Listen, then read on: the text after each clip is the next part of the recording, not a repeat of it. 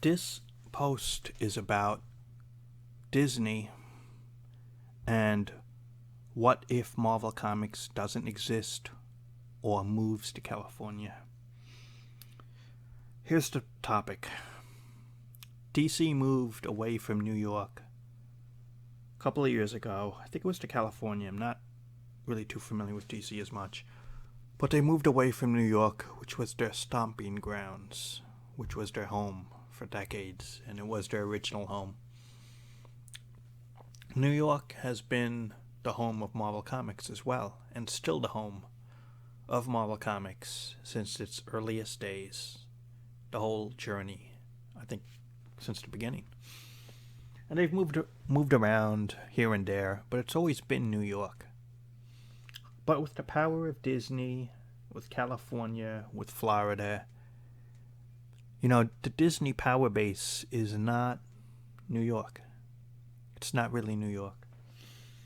So the question comes around, Disney could one day basically say, we want to move everything to California or to Florida.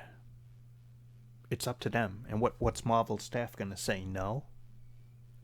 That's not your call. If Disney says, we're relocating you, guess what? Then they're being relocated. It can very well happen, and very easily. It's up to Disney. Problem is, when you do something like that, there is a lot of people, staff, who can't move to California or Florida. They have family, relationships, children. They just can't move. Even if they are secured a job, the same job or better, to move far away. A lot of people cannot move. It's just that they can't. Well, number one, it would kind of stink if Marvel left New York, because it's always been the home. It's always been that place for fans, that they exist in New York, right? But at the same time, I don't work in Marvel Comics. Most likely you listening to this don't work at Marvel Comics. It really doesn't matter where their headquarters is, as long as they produce their books. Am I right? It's Marvel Comics in New York. I don't visit the place. There's no free pass or just hang out there. It'd be cool if it could happen, but it doesn't. So since people can't go there anyway, the general public, and it's about making issues, it doesn't matter where they're located.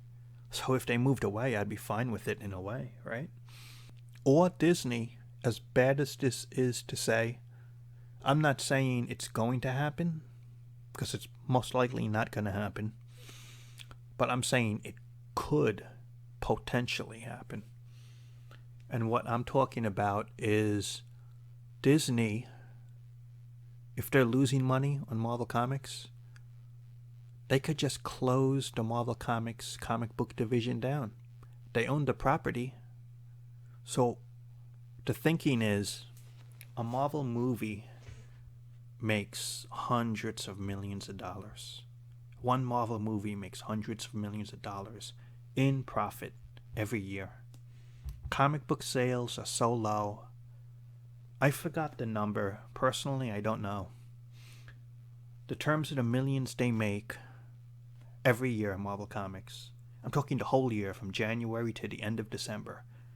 The whole amount of money they make profit in terms of the millions of dollars is nothing compared to one Marvel movie.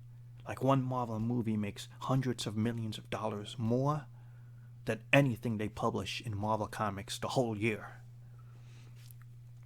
Especially in recent years.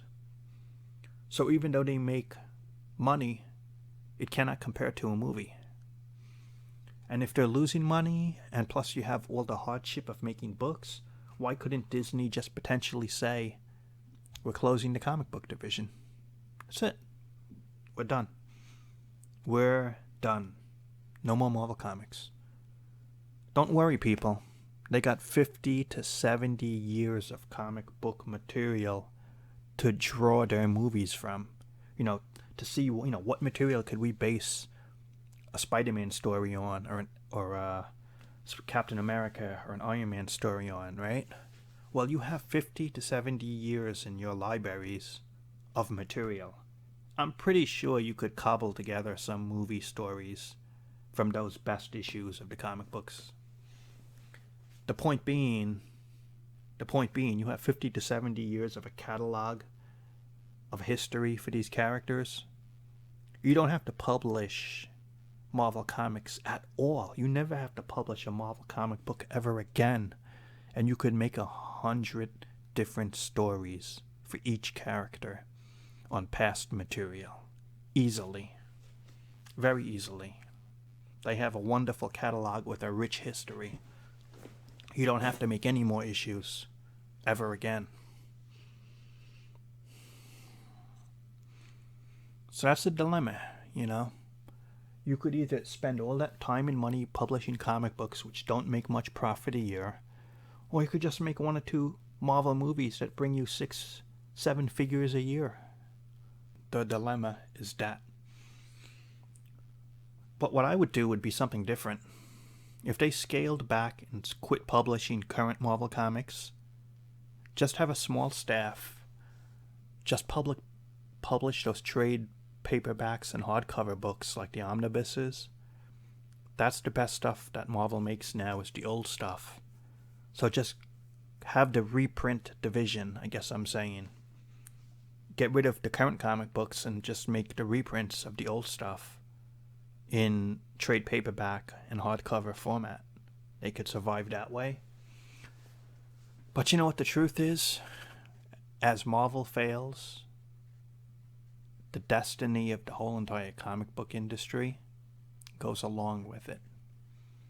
That's the truth. DC does not want to be the #1 comic book company if it meant Marvel would have a very small role as a company. Because if Marvel truly failed at comic books, or they stop publishing it, the whole industry goes where Marvel goes. If Marvel is a success like in the early 1990s, when sales were spectacular, everyone was a success in the early 1990s. They rode the coattails of Marvel. DC was a success. The independents were more successful, all because Marvel was leading the way. And now you look at Marvel's failure now, and the whole industry is affected. So as Marvel goes, so shall go the industry. It's sad to say in a way, but it is the truth. DC cannot survive as the comic book marketplace without Marvel. If DC, in other words, if it was just left with the DC ship and Marvel wasn't much of a factor, the whole industry would fail because a lot of comic stores would close shop and a lot of comic stores would just go out of business, and then what are you left with? Is there much of an industry left anymore at that point?